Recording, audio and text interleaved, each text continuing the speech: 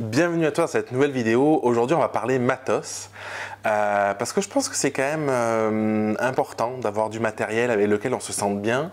C'est important d'avoir un appareil, des objectifs qui, franchement, qui nous font kiffer, juste tout simplement, qu'on a envie d'avoir avec soi, qui crée les photos qu'on a envie de se créer. Et du coup, c'est une question qui m'est souvent demandée, donc je me suis dit, ça vaut le coup que je fasse une vidéo sur la chaîne de quel est le matériel que j'utilise pour la prise de vue.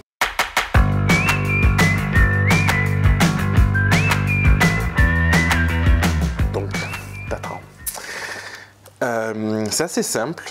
Pour la photo, j'ai deux boîtiers, deux D750, donc c'est des Nikon, et j'utilise, donc là ici il y a un 35 mm f1.4, le Nikon, le Nikkor, et l'objectif du coup que je peux pas avoir à te montrer, mon objectif chouchou favori, c'est le 58 mm 1.4 que tu as, qui est en train de me filmer. Et a priori c'est à peu près tout, et ce qui se passe c'est que au début quand j'ai commencé la photo, j'ai investi dans un 24-70 de 8, un 70-200 de 8, que le 24-70 j'utilise plus du tout, le 70-200 je l'utilise de temps en temps pour certains types de photos quand je veux vraiment faire quelque chose de particulier, mais c'est pas du matériel que j'utilise vraiment. Et en réalité, l'objectif que j'utilise à 99%, et je pense que j'exagère pas en disant ça, peut-être un petit peu, 98 on va dire, c'est celui que tu ne vois pas là, celui qui est en train de me filmer, le 58 mm 1.4. Je trouve qu'il est ouf en fait. Avec le temps, j'ai réussi à comprendre ce que je voulais sur mes images.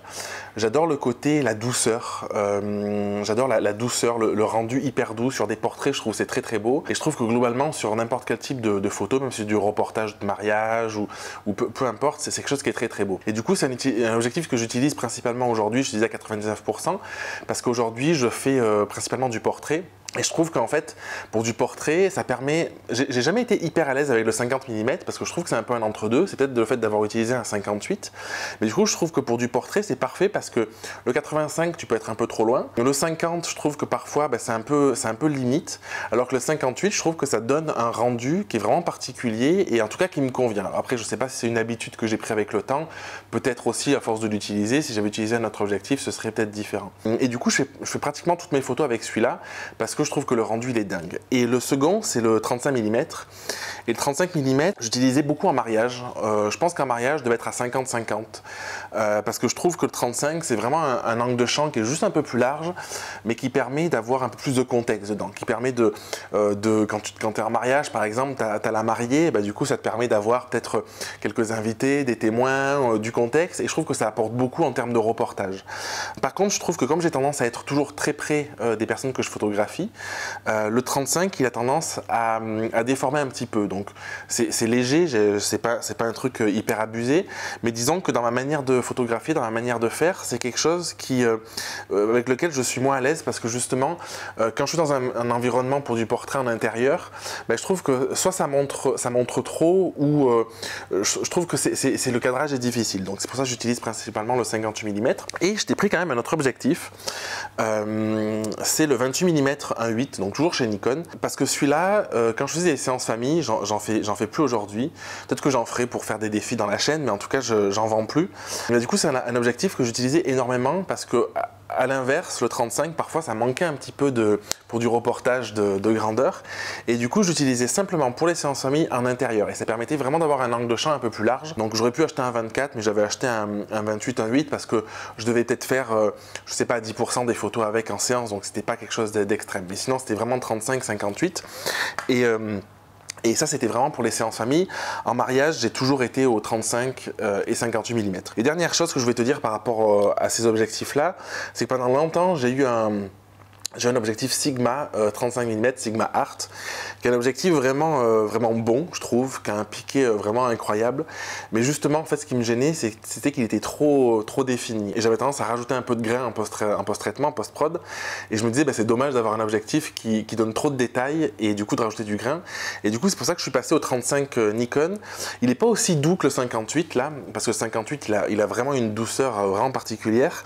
Mais par contre, je trouve qu'il a quand même ce rendu un peu particulier avec un peu plus de douceur, et comme je les utilise mes objectifs en ouverture entre 1.4 en principe et au max je suis à 2.8 on va dire, et encore c'est extrêmement rare, du coup en fait je conserve cette douceur finalement qu'on retrouve avec eux.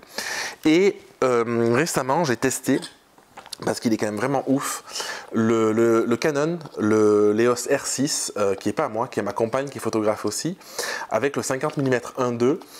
Et je pense que j'essaierai de faire toute une séance avec, parce que je trouve que le rendu il est vraiment beau. Et comme je te disais, j'avais envie de me mettre des défis dans la vidéo de présentation de la chaîne. Je pense que c'est quelque chose qui pourrait être cool. Mais voilà pour le matos, voilà ce que je voulais te partager aujourd'hui.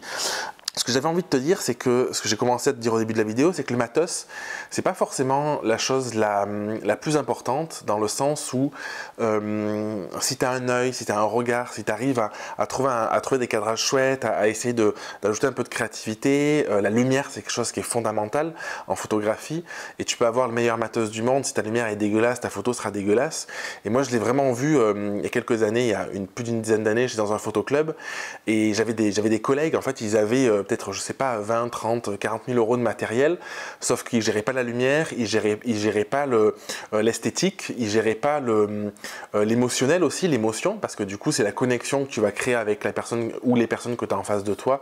Ça marche pas pour l'immobilier, mais je te parle pour dès qu'il y a du portrait, dès qu'il y a des gens dessus. Et du coup, si tu gères pas tout ça, tu as beau avoir les optiques les plus incroyables, avec les rendus les plus incroyables, tes photos ne seront pas à la hauteur. Donc, je pense que vraiment, je voulais te faire une vidéo sur le matos, parce que je pense que c'est important, et je te le disais, moi d'utiliser mon 58 mm, je kiffe tellement que voilà, je sais pas si je pourrais changer un jour de passer sur une autre marque ou quoi, rien que pour cet objectif en fait, donc c'est pour te dire. Par contre, c'est vrai qu'au-delà de la technique et du matériel, c'est important de te créer un regard, de te créer un œil, de regarder un petit peu ce que tu veux faire, de regarder peut-être, parfois on a toujours l'impression d'être dans cette énergie du manque, on n'a pas assez en fait. Et moi quand j'ai commencé, c'était ça, je me suis dit à 24-70, comme ça je pourrais tout faire avec. Et finalement, je crois que le fait d'avoir des optiques qui sont un peu contraignantes, comme le 58 qui est un peu contraignant parfois, parce que quand tu as un portrait en intérieur, tu peux manquer un petit peu de recul. C'est pas autant qu'un 85, mais quand même. Du coup, le truc, c'est que ça te pousse à te dire qu'est-ce que je cadre, qu'est-ce que je cadre pas, où est mon sujet, qu'est-ce que je veux photographier. Et moi, je sais que dans mon style, je pense que l'objectif a beaucoup contribué au fait que je me rapproche, que j'ai des cadrages parfois très serrés sur juste des sourires, juste des émotions, des expressions ou un regard ou quelque chose comme ça, parce que du coup l'optique avait déterminé ça, mais c'était la combinaison finalement entre ce que je crée comme connexion avec la personne plus l'objectif. Voilà ce que j'avais à te partager dans cette vidéo. Je te dis à très vite pour une prochaine vidéo.